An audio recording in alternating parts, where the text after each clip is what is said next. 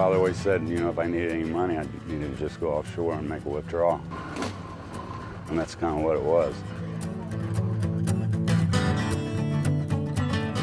In Fort Myers Beach, what's unique about us is that we are the largest offloader of pink shrimp. And I think that's something to value and preserve. We were making money with the pink shrimp in the early days when there was a lot of production. It was called pink gold. Today, our prices for our product is probably about what it was 20 years ago.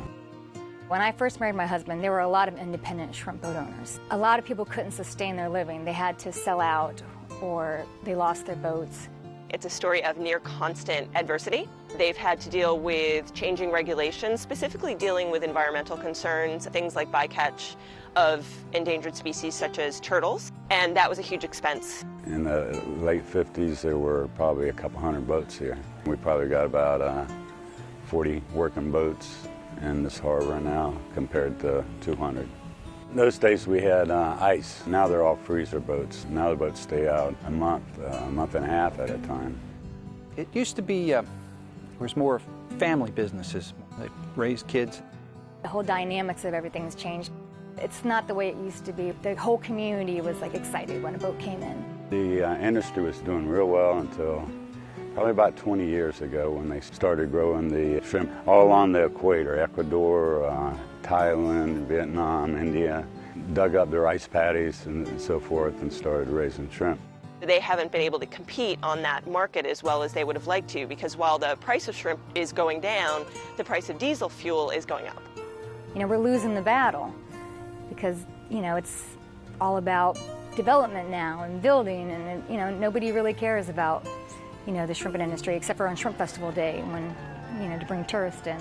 I think we definitely will be some changes. There'll be some condominiums and marinas and so forth, and my dock's being utilized by Key West Express.